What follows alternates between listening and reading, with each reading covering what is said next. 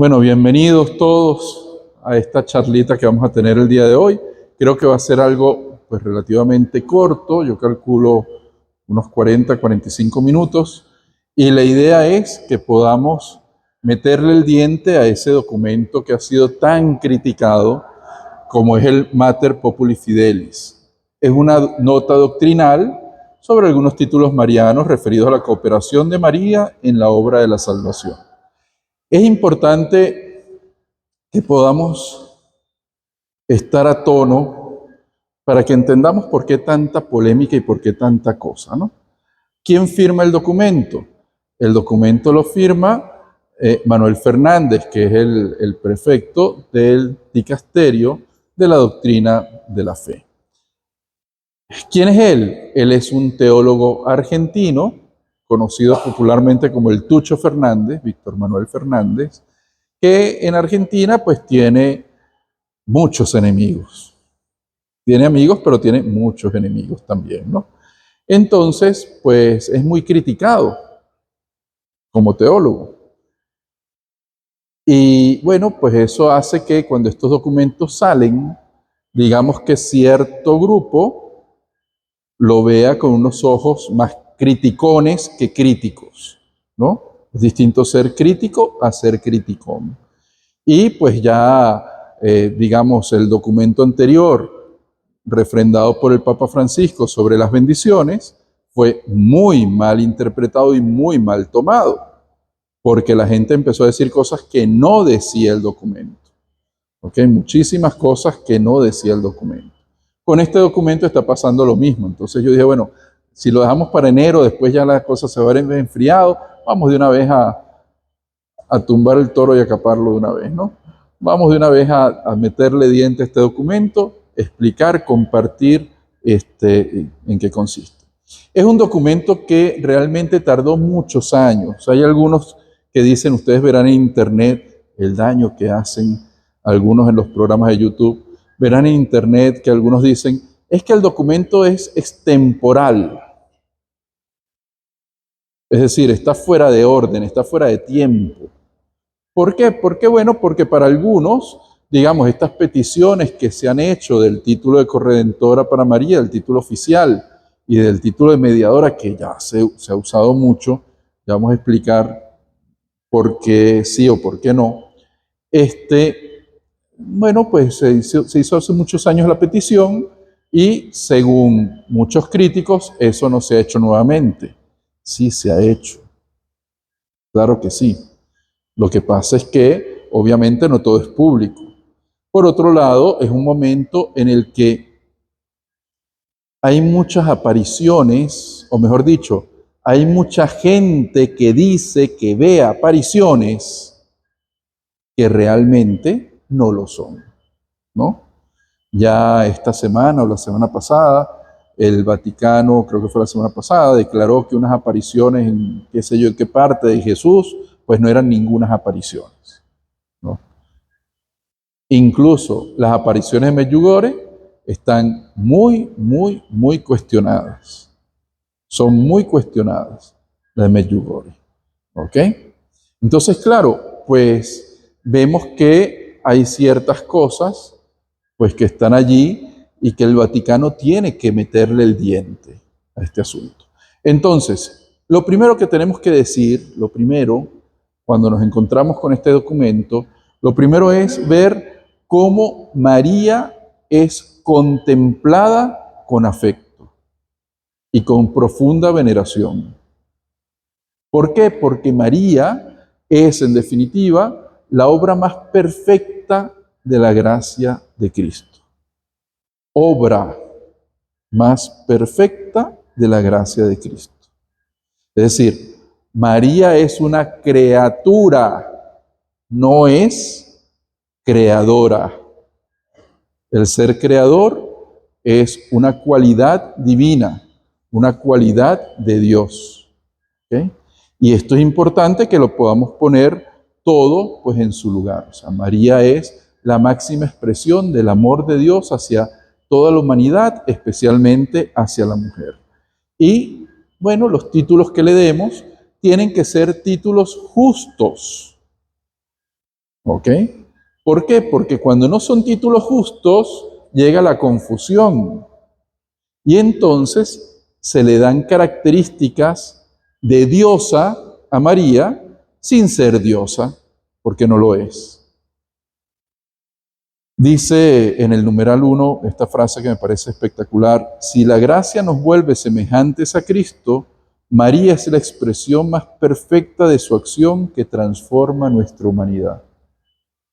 Es decir, Jesús, pues que es el hombre perfecto, porque es hombre y Dios, Jesús, el Padre, el Espíritu, es decir, la Trinidad, han hecho de María la mujer perfecta. ¿Okay?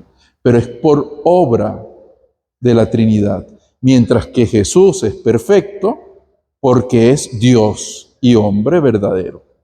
Y siendo Dios, teniendo dos naturalezas, la misma persona, no puede una de esas naturalezas tener una imperfección porque dejaría de ser Dios.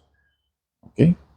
Entonces, definitivamente la devoción a María es una devoción que ha crecido a lo largo de la historia, es algo bellísimo, pero una devoción que tiene que ser guiada. ¿Por qué?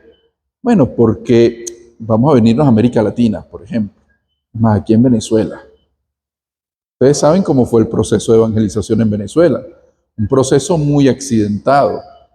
Un proceso donde además se mezcló la fe católica con la fe de los indios, con la fe de los africanos traídos como esclavos. Entonces no es de extrañarnos que para mucha gente nuestra la veneración a María sea prácticamente una adoración, sea como una diosa, ¿ok? Pero eso sucede. O sea, decimos que no, pero vayan ustedes a conversar con algunos campesinos y vamos a ver qué sucede.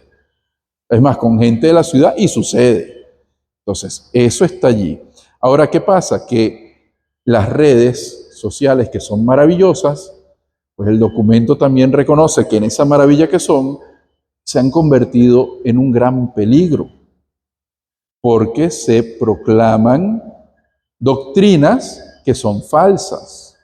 Entonces empiezan a colocar títulos a la Virgen que pues poco favor le hacen a María. ¿Okay?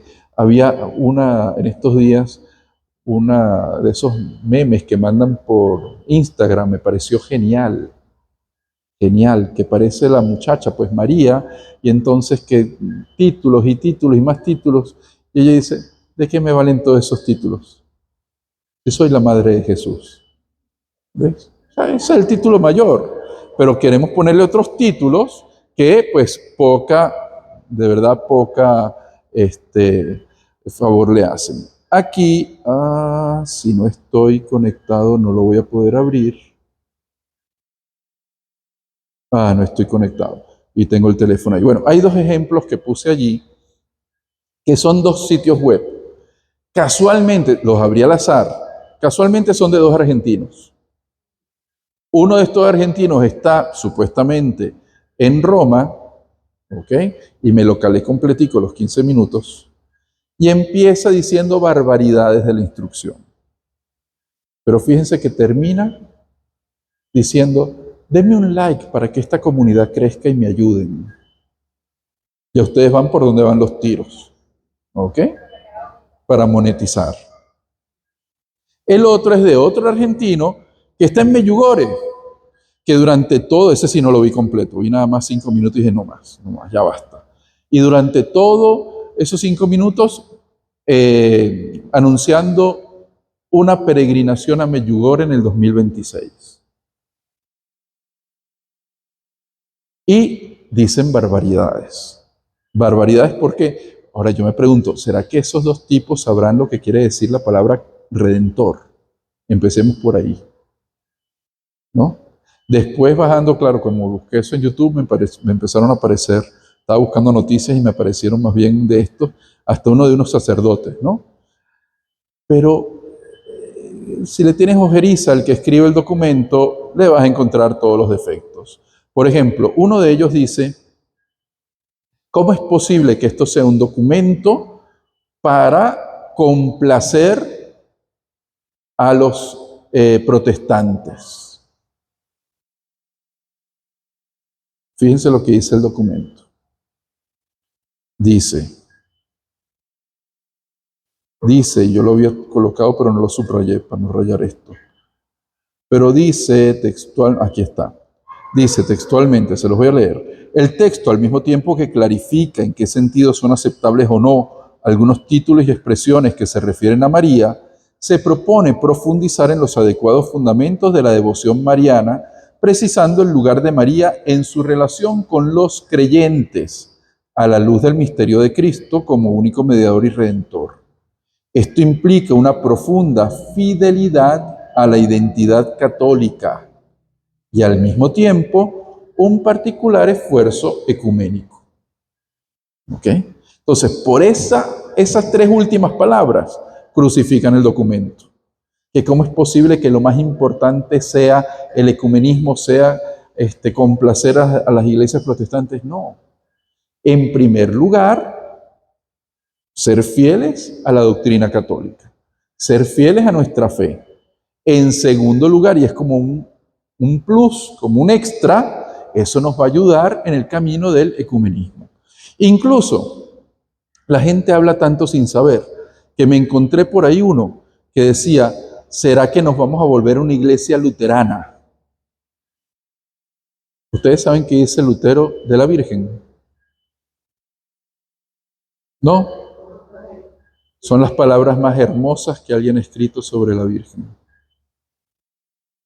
Lutero se separó no por el amor a María, se separó por otras cosas. Pero Lutero ama profundamente a la Virgen. Y los grandes santos después de Lutero han usado expresiones de Lutero para referirse a la Virgen. Es decir, lo que les quiero decir con esto es que la gente critica sin saber, solo por el gusto de criticar. Bueno, vamos al documento, que es lo importante. Entonces, la inquietud central están títulos que se le atribuyen a la Virgen, pero que, bueno, hay que reinterpretarlos porque no están muy claros. A nivel cristológico, ¿qué sucede? Esos títulos, pues, arriesgan el sentido de mediación única de Jesucristo. Aquí es importante otra cosa. Una persona es el Padre, otra persona es el Hijo y otra persona es el Espíritu Santo. Son tres personas distintas. Un solo Dios, tres personas distintas. Si yo le pido al Espíritu Santo, obviamente el chisme va a llegar a los otros dos. ¿Ok? Y si le pido al Padre, también va a llegar a los otros dos. Y si le pido al Hijo, pues también va a llegar a los otros dos. ¿Ok? Pero son tres personas distintas. ¿Quién es el único que nos ha mostrado el rostro del Padre?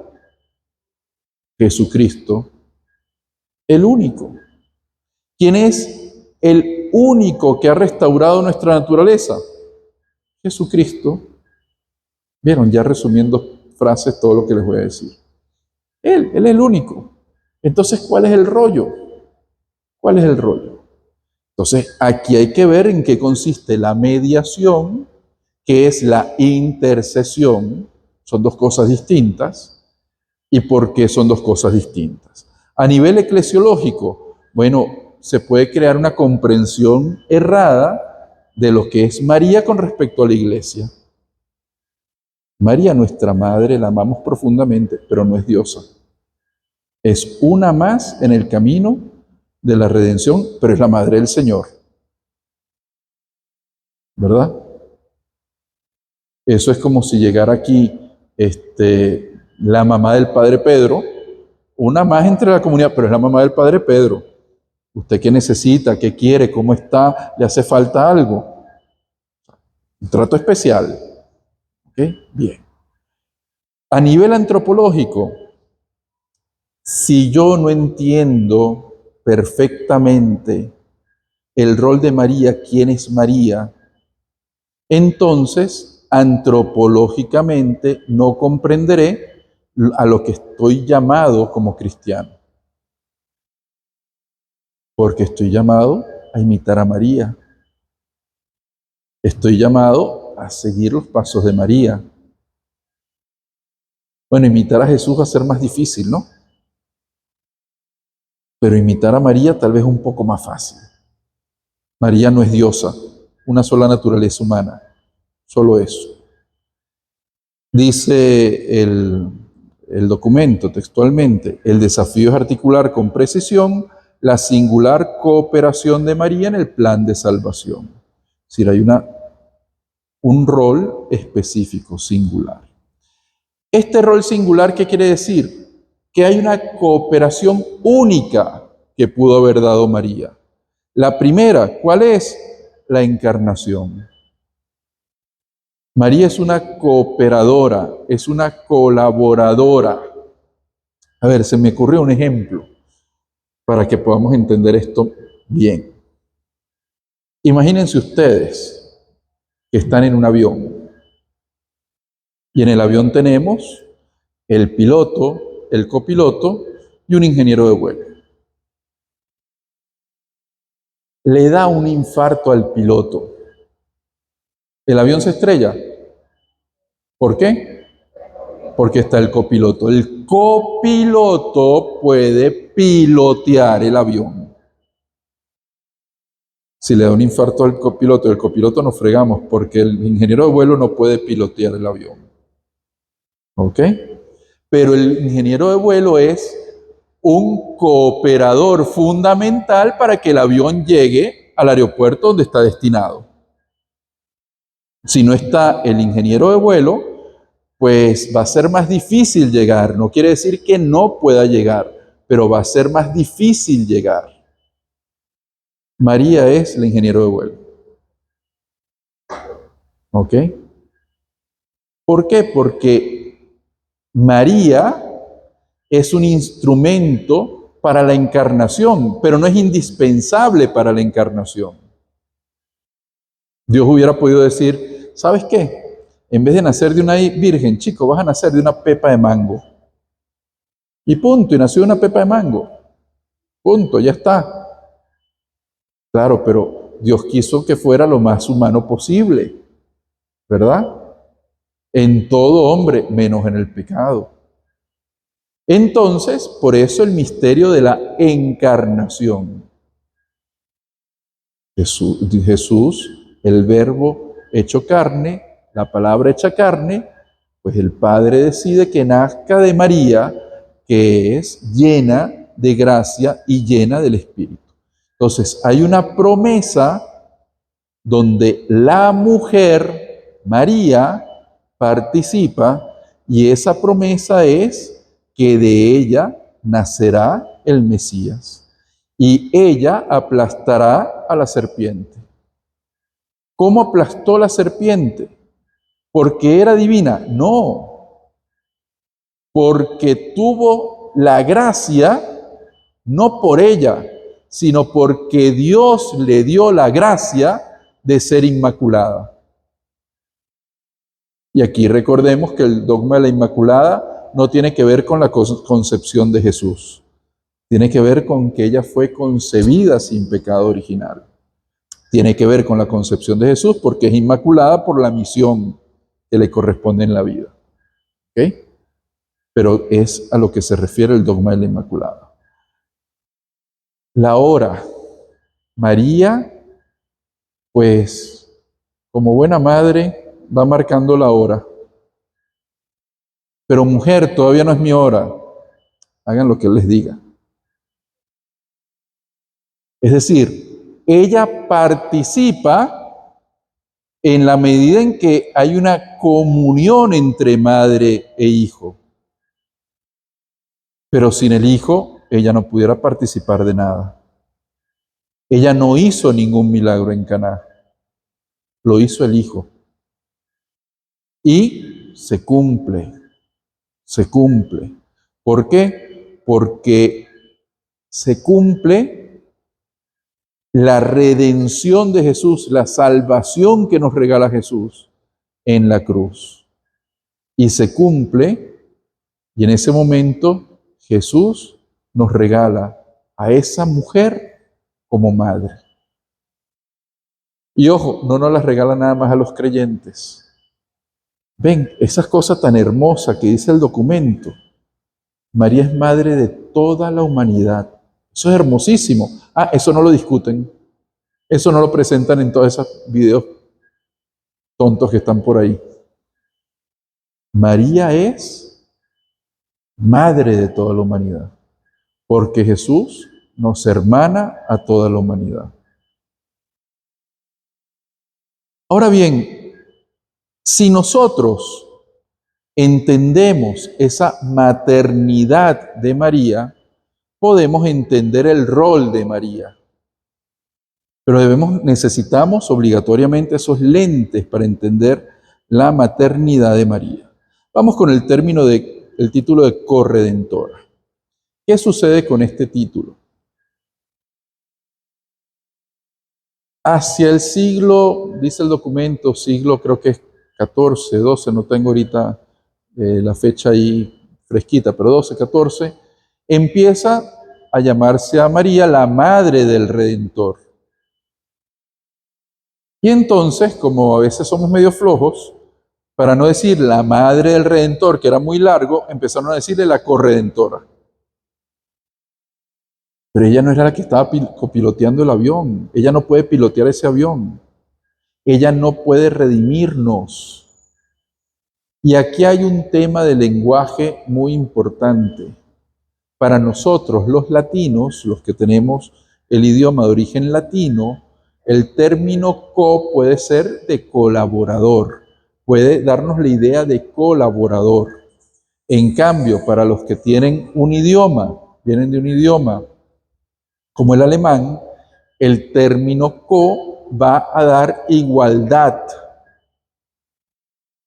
Es decir, cuando en una empresa hay un copresidente, quiere decir que el otro, el que le llaman presidente, también es copresidente, porque los dos tienen igualdad de dominio en la empresa y mandan igual. Entonces, decirle corredentora a María quiere decir que ella es redentora, que ella es salvadora, que de ella fluye la gracia, y eso no es así. Ella no es divina. Repito eso. El divino es Dios.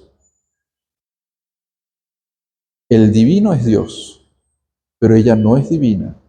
Ella es colaboradora en la obra de la redención. Ah, pero es que yo pensaba que eso quería decir el término corredentora. No, el término corredentora quiere decir que es redentora al igual, en los mismos términos que el redentor. Entonces, el término está mal usado. ¿Quién le pone el cascabel al gato? No es el Tucho Fernández. El que le puso el cascabel al gato fue un cardenal alemán que fue prefecto de la doctrina de la fe, que en el año 96 dice que la doctrina no estaba madura para una definición, y a ese título de corredentora lo definió como un vocablo erróneo que ensombrecía el origen de toda gracia en Cristo.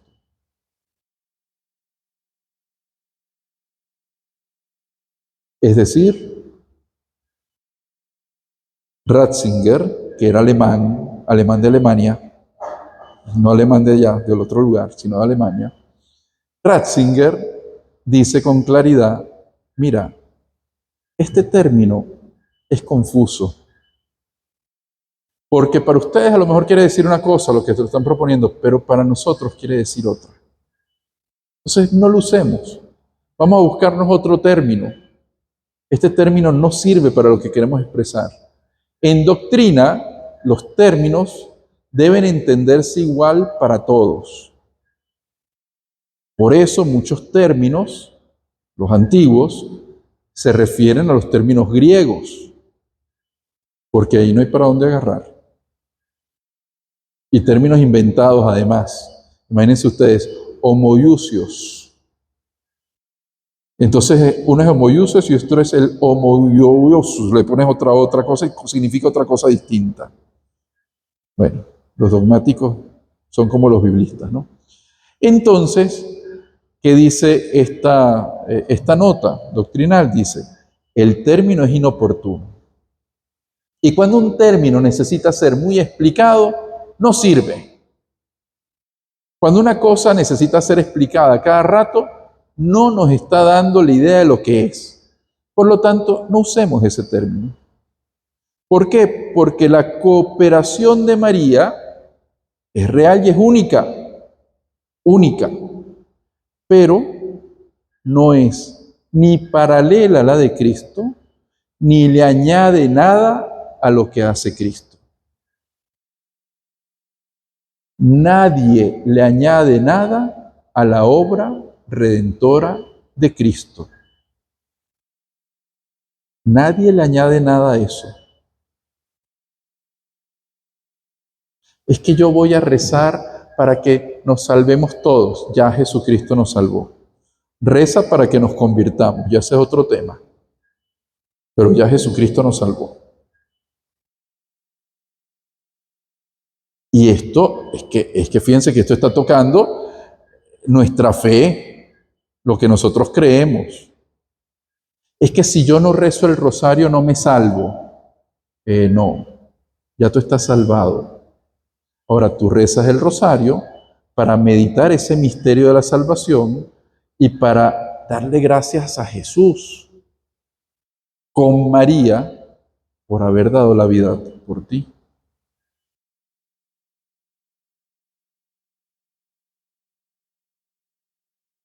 La cosa se pone más difícil, ¿verdad? Ajá. Entonces, hay que entender que María siempre será la esclava del Señor. Hace lo que nos pide o le ha pedido el Padre, se deja llenar de gracia por el Espíritu Santo y nos señala a su Hijo para que hagamos lo que Él nos diga. Hagan lo que Él les diga. Fíjense entonces, en resumen, este título oscurece la mediación única de Cristo. ¿Por qué? Porque se piensa que sin María, Cristo no hubiera podido ser ese único redentor. Si yo uso el título de corredentora. No. Cristo es el único redentor y no necesitó de nadie para ser redentor. ¿Ok? En la forma tiene colaboradores, pero Él basta. Segundo, se aleja de las Escrituras. En ninguna parte de la Escritura se presenta a María como dispensadora de gracia. Se presenta como la llena de gracia, como la esclava del Señor, como la humilde. Se presenta como la madre de Dios, la madre de Jesucristo, la madre nuestra, la que es atravesada por la espada. Pero nunca de ella mana la gracia. Sale el Hijo porque fue formado allí, pero porque es un proceso natural, biológico, por más nada. Y tercero, pues vemos que ese término genera confusión. Tanta confusión que hasta curas están confundidos con esto. Muchísima confusión. Al final ya habré aprendido a usar esto, no se preocupen. Luego, ¿cómo nos clarifica entonces doctrinalmente el documento? María es la primera colaboradora y ese es el mayor honor que tiene ella. La primera colaboradora. Ella se dispuso para colaborar por completo en la redención.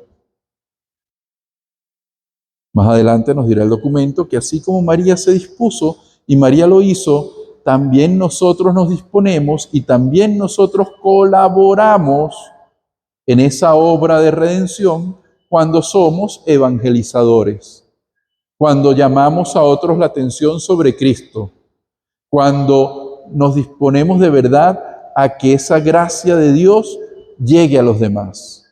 Segundo, María siempre va a señalar a Cristo. Soy la esclava del Señor. Hágase en mí según tu palabra. Hagan lo que Él les diga. Señala a Cristo. Es la esclava y señala a Cristo. Y tercero, la obra de Cristo es perfecta. No necesita ningún añadido. Ni nuestro, ni de nadie. Ni de María. Jesucristo ya nos ha redimido. Punto. Padre, es que si yo no hago los no sé cuántos sábados y no hago los 9 primeros viernes, entonces no me voy a salvar. Déjense de creer en pajaritos preñados. Ok, y usted está salvado. Ahora usted, por amor al corazón de Jesús, quiere vivir la devoción de los 9 primeros viernes, vívala. Bendito sea Dios, porque entonces esos 9 primeros viernes, tú vienes y estás... Ajá, pero es que ahí está el detalle.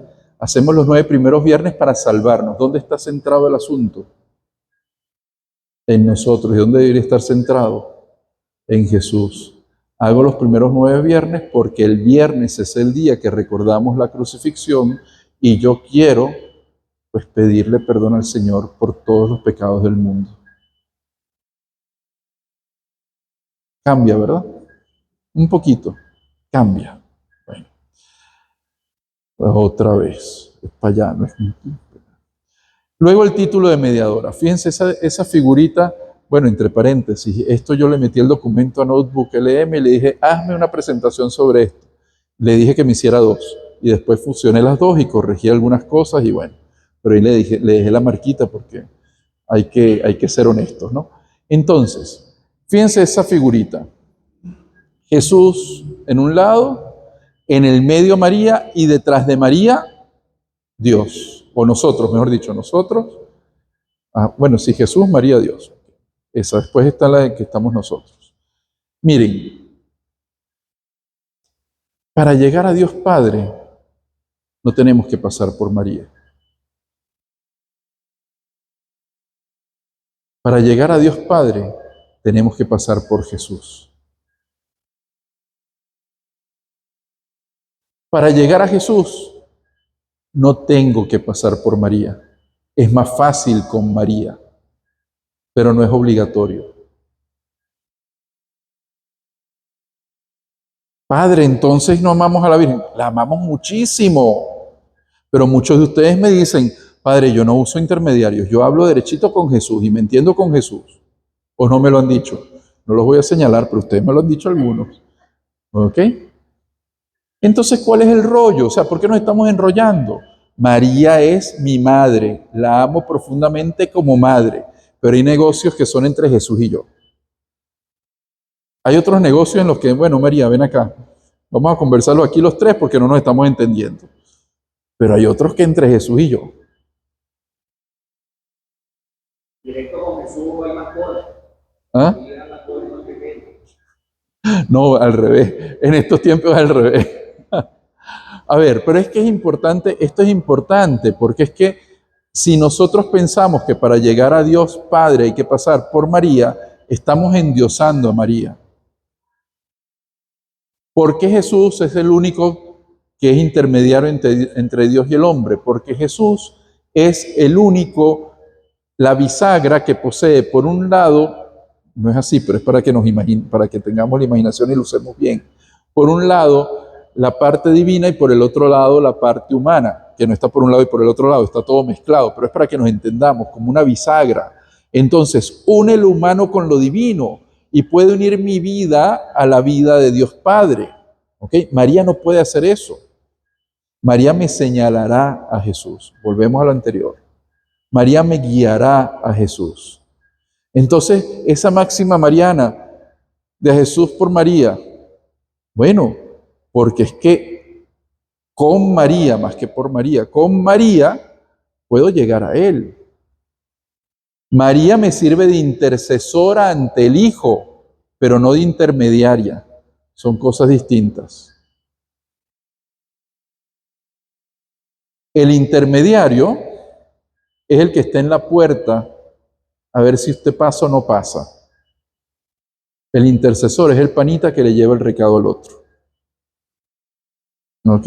Así nos vamos entendiendo con esas imágenes de cada día. Entonces, hay un riesgo cuando ponemos el título de mediadora y es sugerir que María tiene una eficacia o potencia superior a la mediación perfecta de Cristo.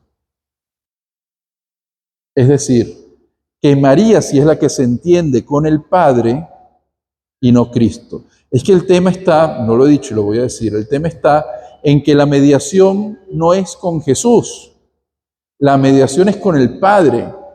Ese es el tema. La mediación es con el Padre. María no media con el Padre. Jesús media con el Padre. María remite a Jesús, intercede ante Jesús. Y tercero, el Concilio Vaticano II, aunque no prohibió este término, prefirió usar otros términos para describir el rol de María centrada en la cooperación, la ayuda maternal y la intercesión.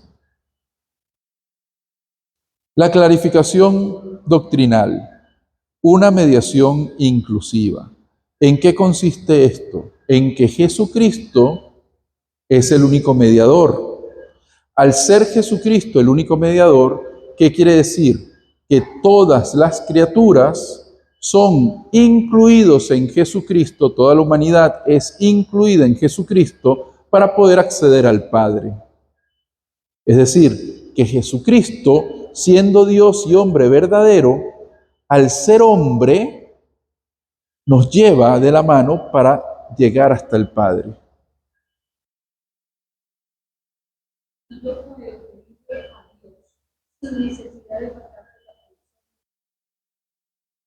Puedes pedirle a Dios sin necesidad de pasar por la persona de Jesús porque tienes el Espíritu Santo que te lo ha enviado Jesucristo. Por lo tanto, igualito estás pidiendo a través de Jesucristo.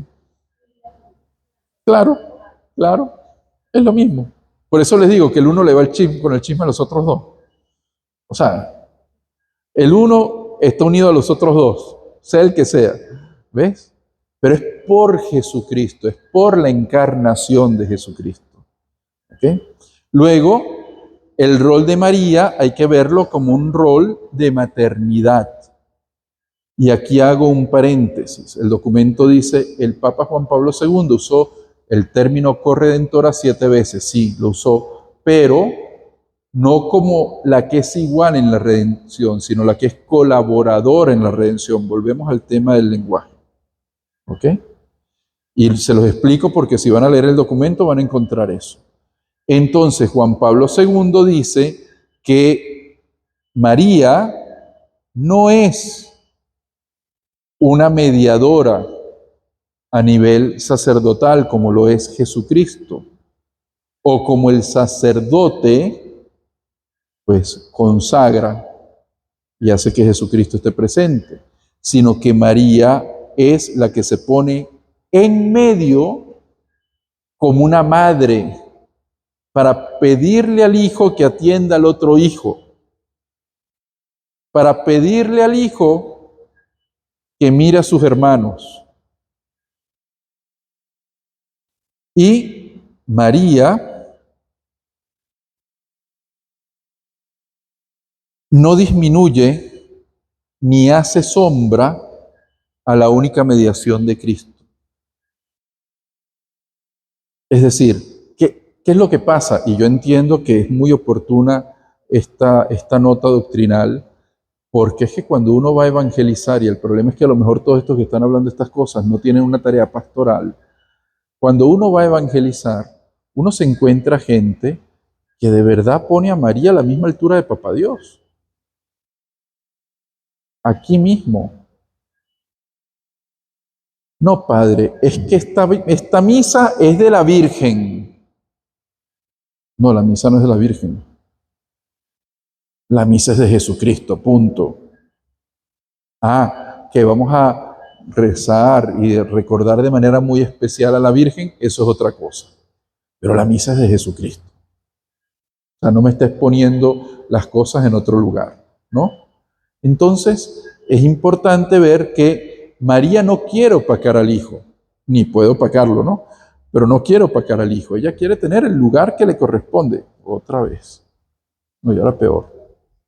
Ya va. Ya que ahora no sé qué hice. Ajá. Así.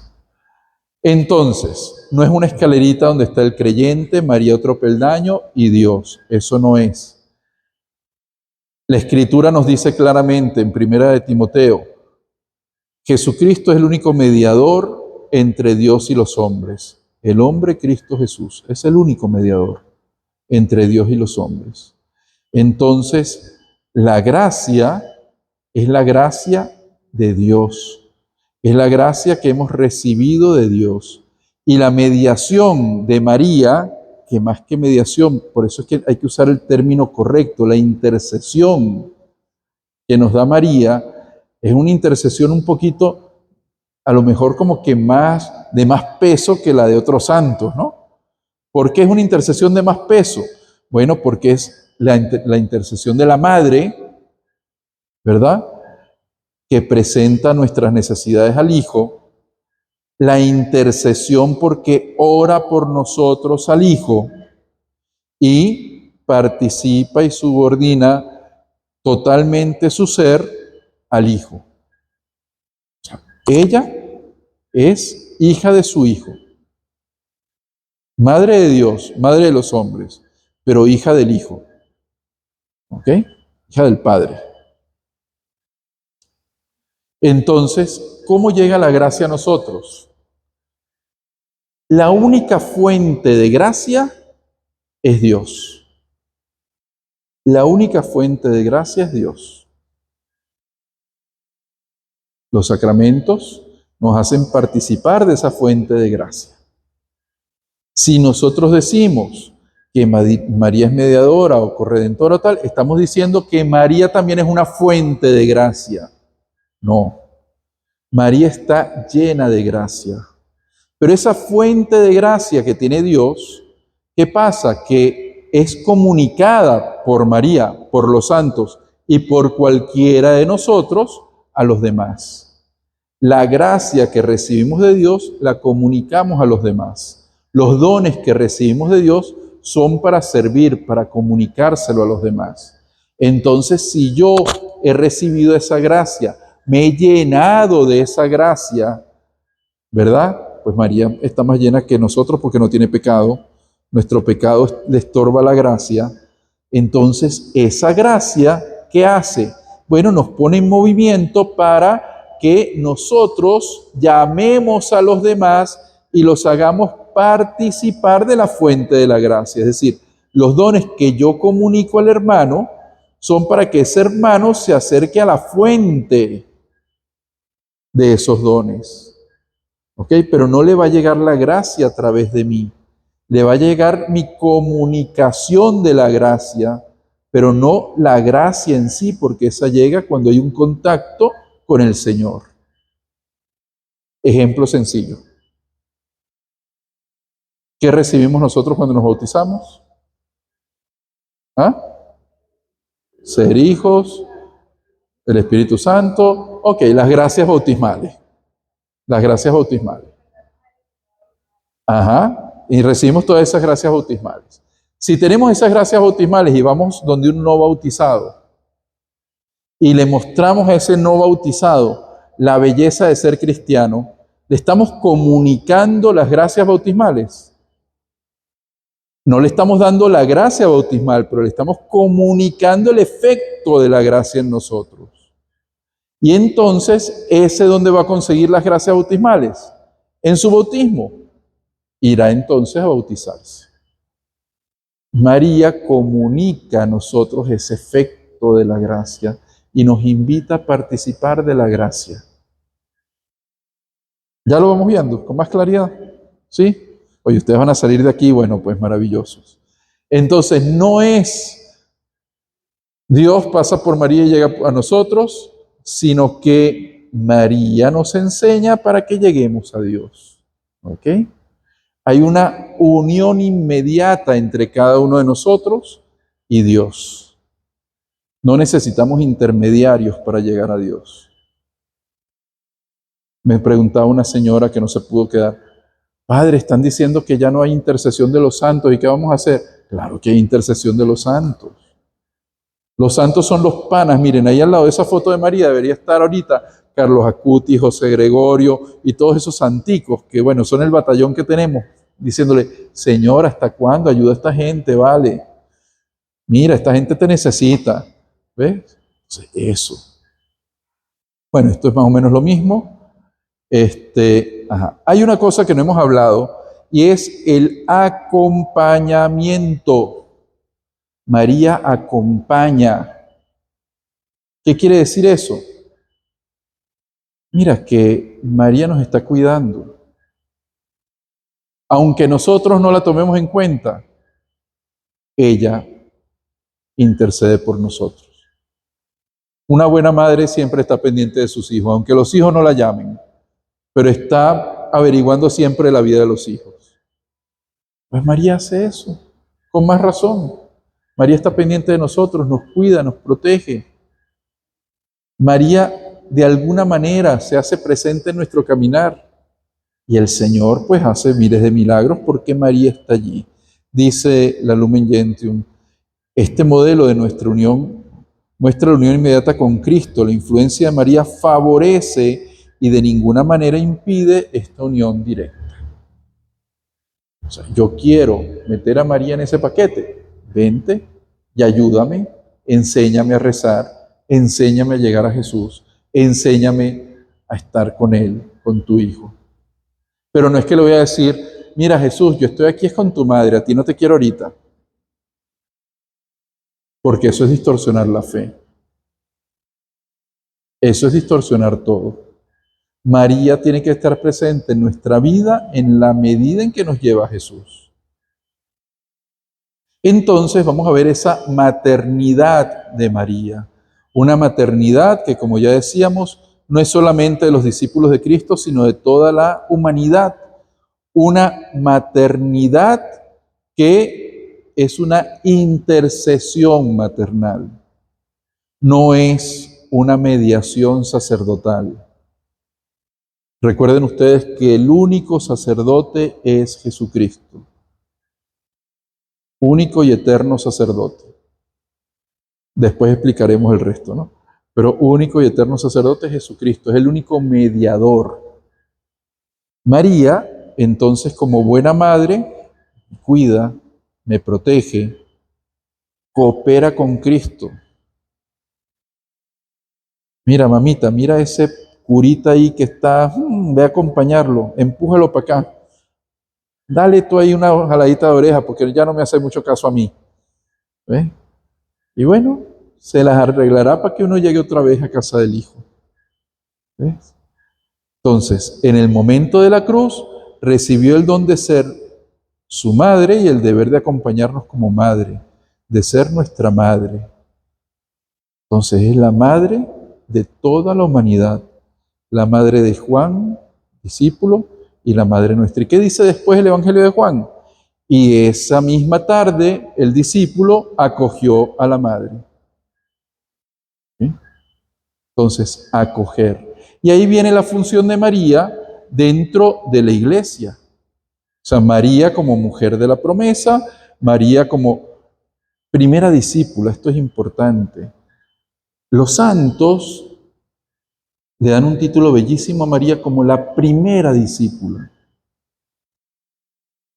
Y dice algo bien interesante este documento, que es que, claro, María goza de los méritos de la pasión, muerte y resurrección de Jesús antes de que históricamente se hubieran dado para que ella pudiera ser la madre del Salvador.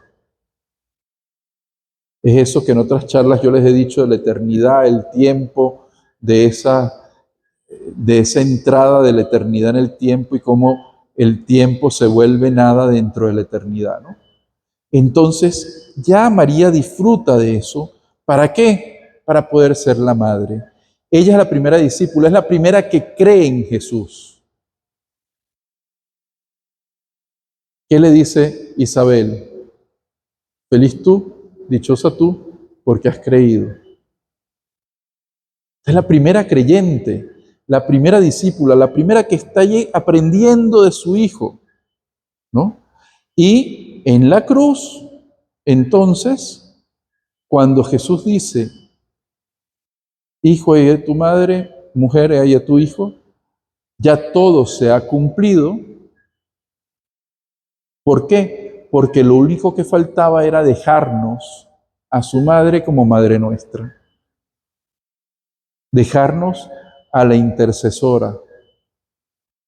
Dejarnos aquella que acompaña a la iglesia naciente, que está presente con los apóstoles orando. San Ignacio dice, eso no está en el documento, San Ignacio dice que seguramente a la primera que se le apareció el resucitado fue a su madre y que después fue con María Magdalena.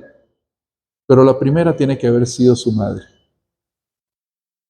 porque es la alegría del encuentro y María tiene esa esperanza y María está allí en esa búsqueda porque quiere de verdad que la iglesia naciente, que esos apóstoles, que esos discípulos se encuentren con el resucitado. Y es la que une a los discípulos, es la que los une. Es la que los une, ¿por qué? Porque es la que realmente está pendiente de cada uno de ellos. Imagínense ustedes esa tarde del domingo de resurrección, reunidos los apóstoles, se aparece Jesús, no estaba Tomás. Y después llega Tomás, que tengo que meterle el dedo, que tengo que tal. Ustedes se imaginan lo que le debe haber dicho María.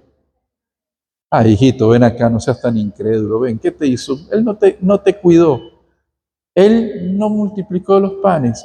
Él no les dio de comer cuando les hacía falta la comida. Él seguramente sirvió de memoria para los discípulos.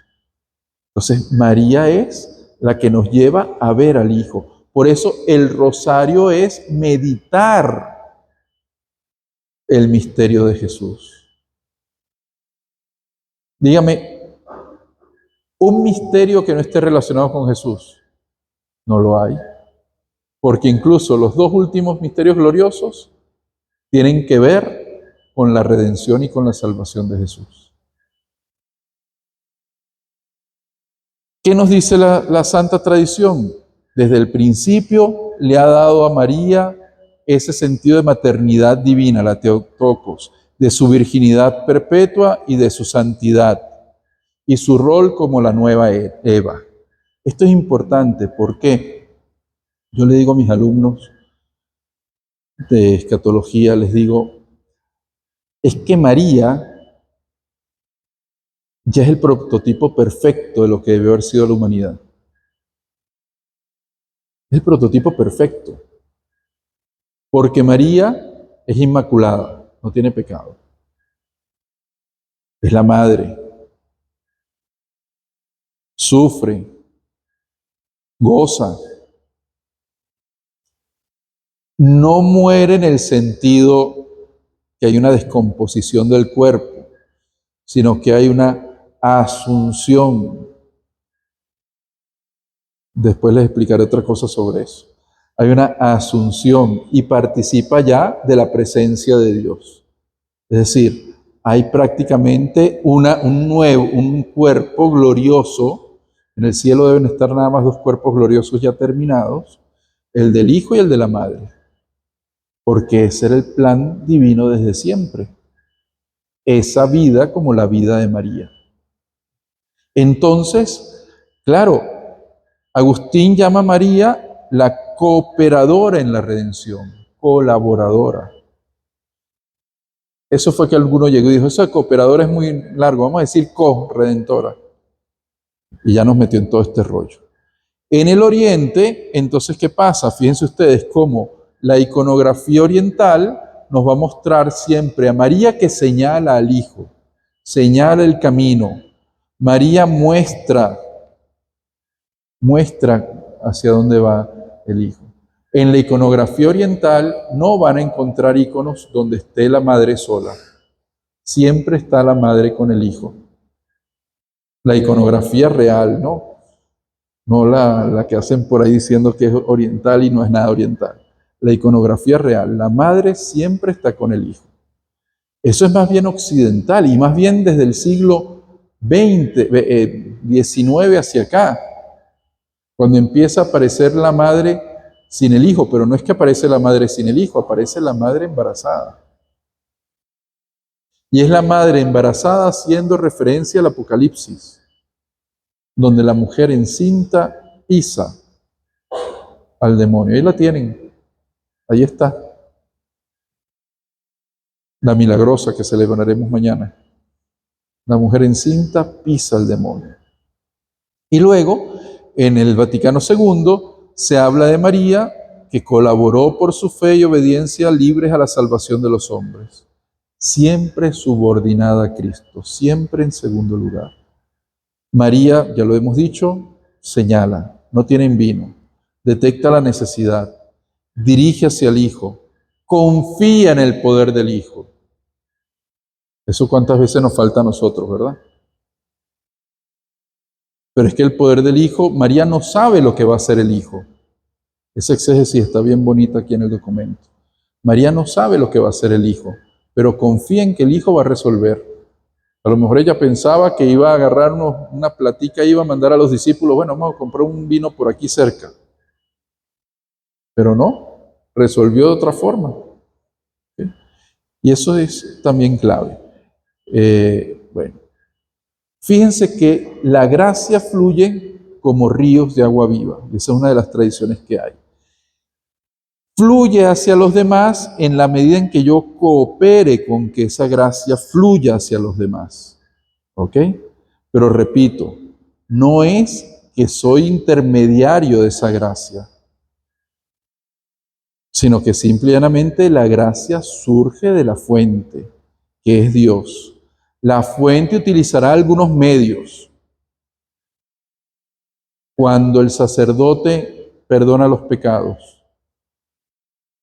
¿es el sacerdote, digamos, un intermediario necesario? Bueno, porque la iglesia lo ha visto así, pero Dios pudo haberlo dispuesto de otra forma.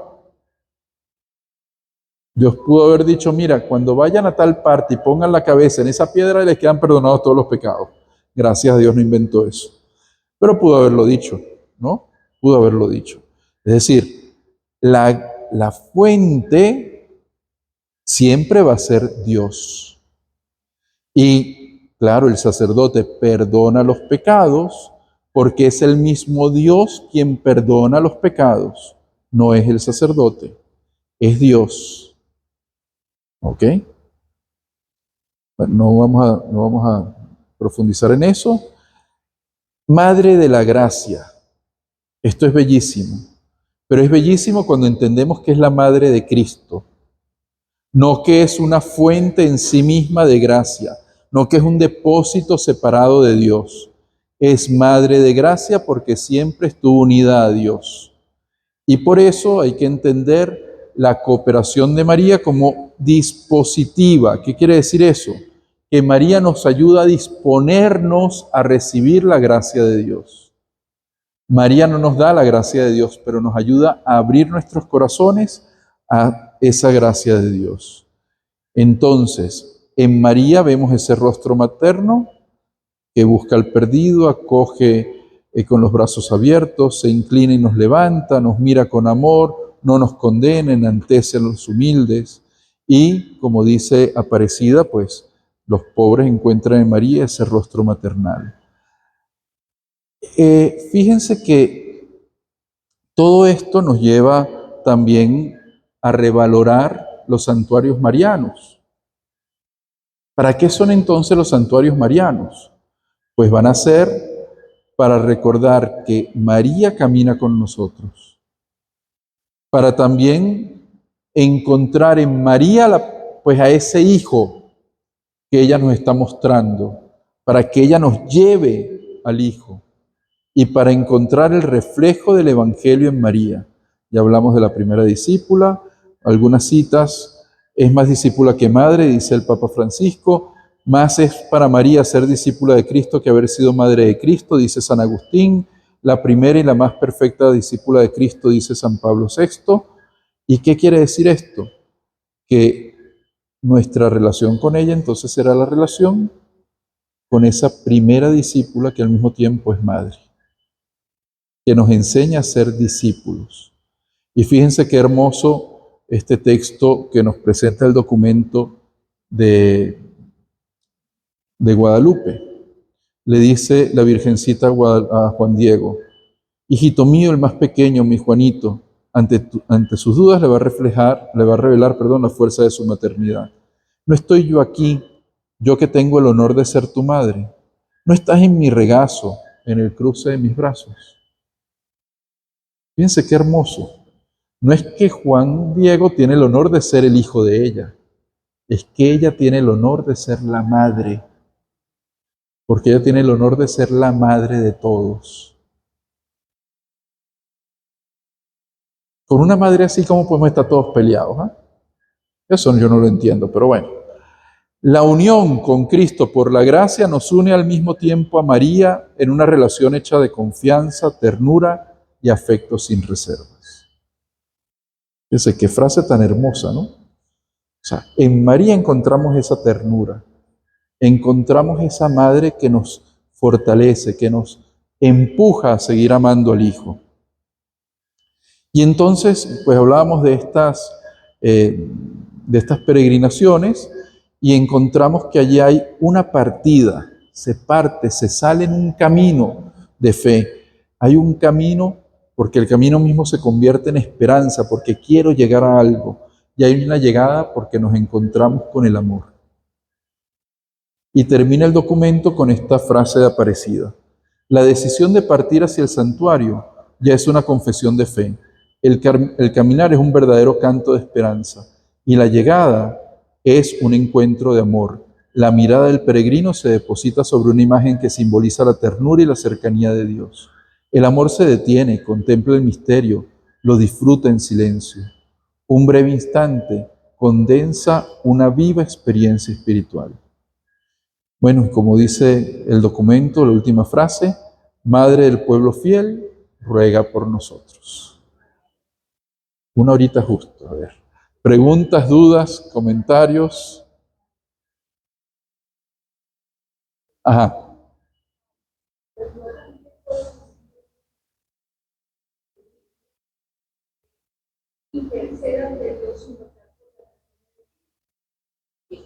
María no va a interceder ante el Padre, María va a interceder ante Jesús. Nadie intercede ante el Padre, solo Jesús. Sí. ¿Ok? Por eso nuestra fe es cristiana. Jesús, el centro, cristiano. Ok. ¿Alguna otra pregunta?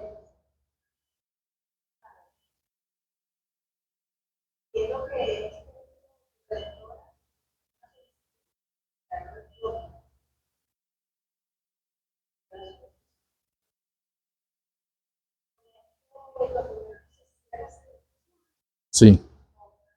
Este documento ya te dice que el título de corredentora, que es que ya estaba cerrada prácticamente, pero es que hay nuevas personas que lo están pidiendo, lo están promoviendo. El título de corredentora no es correcto. O sea, puedes buscar otros títulos. Es que no hace falta ese título. Colaboradora, la madre. Oye, ¿qué título más hermoso que Madre de Dios? O sea, es que no hay un título mayor que ese. Entonces, ¿para qué vamos a empezar a buscar cosas que nada que ver, ¿no? Y fíjate que sí es importante que a veces decimos no, y bueno, he escuchado por ahí, ya se los decía, que algunos piensan que esto es inoportuno. Un documento así no se hace en 3 meses, ni en 6 meses. O sea, un documento así se hace mínimo un par de años. Entonces, esto seguramente fue solicitado por el Papa Francisco y refrendado definitivamente por el Papa León. O sea, y fíjense que fueron muy astutos y agarraron el magisterio de Pablo VI, el magisterio de Juan Pablo II, es decir, está todo amarradito por todos lados. ¿Ves? Ahí no hay para dónde, no hay cómo escaparse de él. Pero ya el tema debería estar cerrado.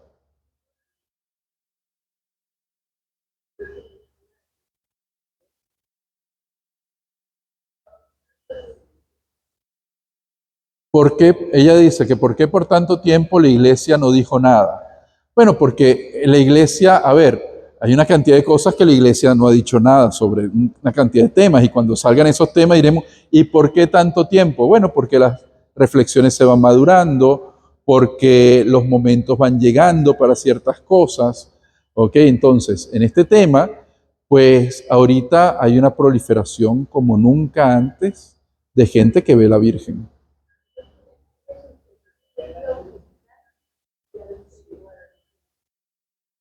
Que la Virgen de Guadalupe, es que la Virgen no hace milagros.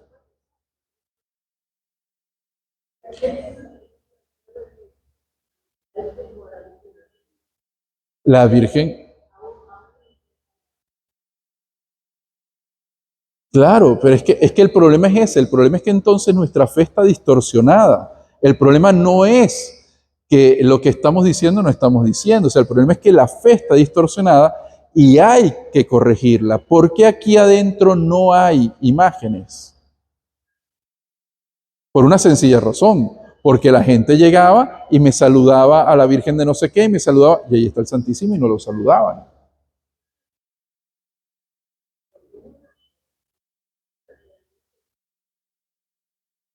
Claro, pero es que igual, que José Gregorio no hace milagros, José Gregorio no hace milagros, que el milagro lo hace Papá Dios, ¿no? Y José Gregorio es el que lleva el recado a Jesús. Pero claro, es todo un tema de formación. Ahora, vamos a estar claros, vamos a estar claros. Esto es otro tema distinto a esto, ¿no? Pero ¿cómo vamos a corregir si no queremos formarnos? O sea, esto es complicado.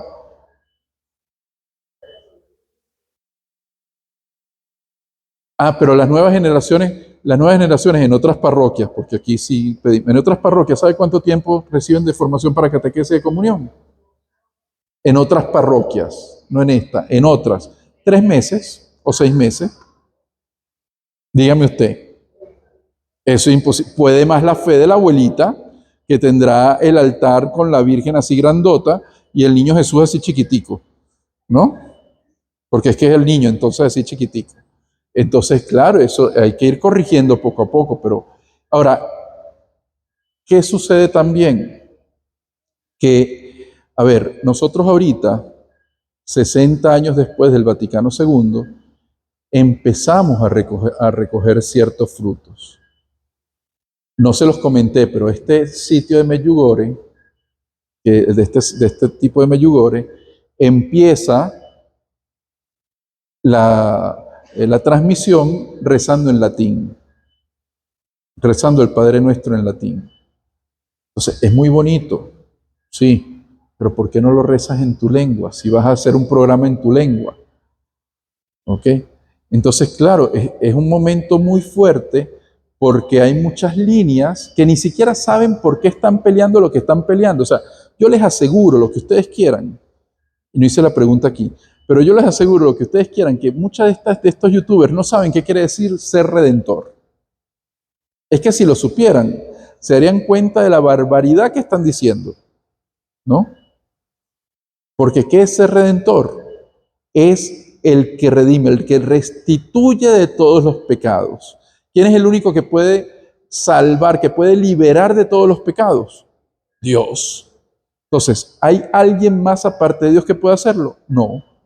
Si yo le atribuyo eso a alguien más, estoy diciendo que es Dios también. ¿Ves? Entonces, claro, esto es así como que bien, bien complicado. Fíjate que se hace este documento público, pero ya en el año 92, el prefecto, que era el cardenal Ratzinger, había dicho que ese término no era apropiado. ¿Ves?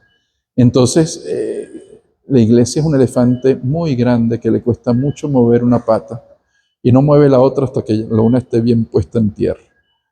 Entonces, claro, es complicado. Pero faltan muchas cosas, muchísimas cosas.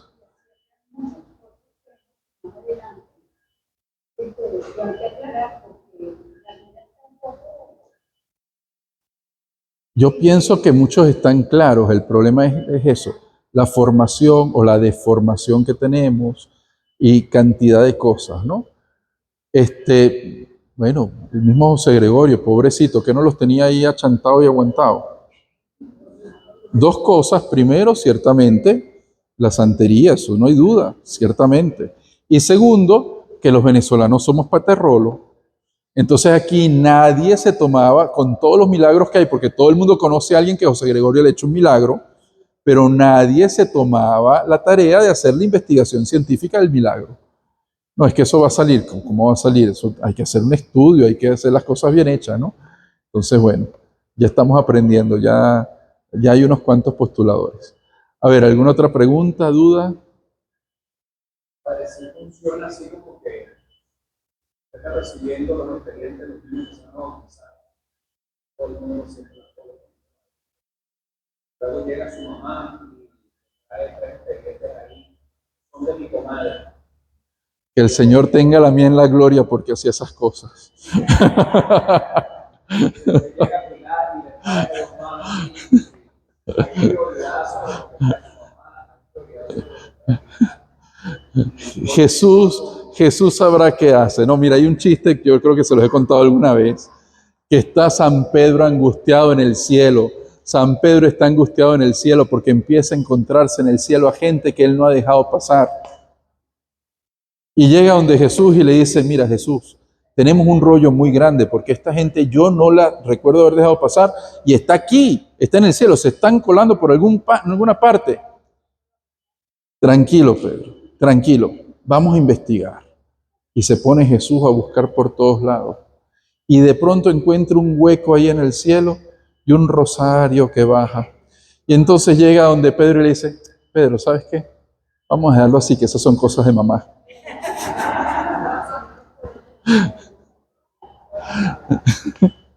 Entonces la sabiduría popular es grande, ¿no? Y de verdad, o sea, Papá Dios sabe lo que hace. Yo creo que nosotros nos enredamos mucho, o sea, les remito a ese meme de María riéndose de todas estas cosas y ella, pues, soy la mamá de Jesús, ¿qué más quiero? O sea, claro, claro, ella es la mamá, es la madre de Dios, o sea, ¿qué más? ¿Qué más?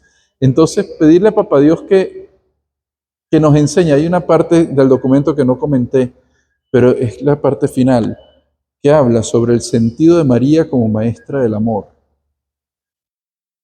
Y eso es lo que nos tiene que enseñar. O sea, que nos enseñe María a amarnos entre nosotros. Una mamá podrá medir si fue buena madre o no. Cuidado con lo que digo y no sabe meter a alguien en un rollo, ¿no? Si realmente ella ha logrado que sus hijos se amen entre ellos. Porque si ha logrado eso, hizo la tarea bien. ¿Sí? ¿Sí lo logró? Menos mal. Si lo logró, entonces hizo la tarea bien. Y esa es la tarea de María. Por eso es nuestra madre, es la madre de todos. Y miren, esto se los voy a contar ya para terminar. En el año 2001, el Señor me regaló muchísimas gracias, muchísimo, muchísimo. Una de las gracias más grandes que me regaló fue poder llegar a un lugar que se llama Tessé. Se escribe Taizé. Un lugar que se llama Tessé, se escribe Taizé. Es un lugar en Francia, es una comunidad ecuménica fundada por el hermano Roger, que el Señor lo tenga en su gloria. El hermano Roger era un protestante que quería fundar una comunidad ecuménica, pero para eso le pidió permiso al Papa Juan XXIII. Y Juan XXIII le dio permiso y se fue a fundar en una de las ciudades donde habían surgido uno de los primeros monasterios en Francia. Bueno, llego yo allá, en el año 98, recién ordenado, 98-99, había conocido en Chile a uno de los hermanos de TC, un sacerdote católico, después nos habíamos encontrado en otra parte, fue como en el 2000 nos encontramos en Roma, y en el 2001, bueno, atendiendo la invitación de él, fuimos para allá, otro sacerdote y yo. Y llega el padre Héctor y me dice, mira, acércate esta noche en la oración al hermano Roger porque te quiere conocer. Yo me acerco. Entonces, imagínense, el viejito de casi 90 años, 80 y pico de años, arrodillado en el piso, ¿ok? Y yo me acerco, le arrodillo al lado y le digo, hermano, deme la bendición. No. ¿Cómo que no me da la bendición? No, tú eres el sacerdote, tú me tienes que bendecir a mí. No, hermano, yo no me atrevo. Usted es un santo, yo soy un sinvergüenza. Por favor, no, no, no. Bueno, vamos a hacer una cosa. Que el Señor nos bendiga a los dos. Y mañana se vienen a almorzar conmigo. Ok. El almuerzo en silencio, ¿no? Ese almorzar conmigo era para verlo, porque para más nada. Al final del almuerzo se acerca, me agarra el brazo, una imagen bellísima de María que estaba allí. Me dice, vamos a orar juntos a nuestra Madre. Y rezamos el Ave María, él en francés y Gilberto y yo en español. Díganme si eso no es una hermosura. La madre une a los hijos. Después, cuando muere Juan Pablo II, todo el mundo se horrorizó porque él comulgó, pero es que ya él se había convertido a católico. ¿Ok? Y entonces comulgaba. Y lo mató una loca, una noche de esas, se le acercó con un cuchillo y le metió una navajada y lo asesinó. Pero un santico, un santico. Entonces, miren, la madre une a los hijos. Entonces, cuando se dicen tantas barbaridades de nuestra madre, cuando los evangélicos que no son protestantes, son dos cosas distintas. Los protestantes aman a María. Los protestantes protestan otra cosa. Bueno, alguna de la línea de protestantes no ama a María, pero protestan otra cosa. Pero cuando los evangélicos se ponen con esa tontería, es bueno recordarles y decirles, mira, ven acá. Tú tienes una mamá, ¿verdad? Bueno, también tienes otra, que es la mamá de Jesús. Que si Jesús nació así, que si nació así, eso no importa, pero es tu mamá también. Entonces respétala como tu mamá que es. Porque Jesús te la dejó a ti como madre. Y vamos a terminar diciendo juntos, Dios te salve María, llena eres de gracia, el Señor es contigo.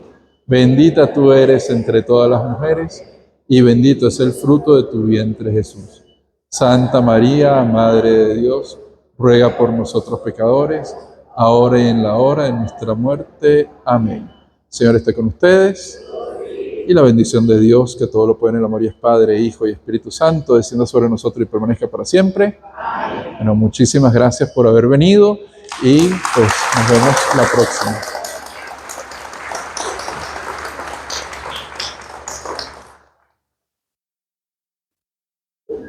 Gracias, Padre. Gracias. Ustedes son mis hijos que te dejo.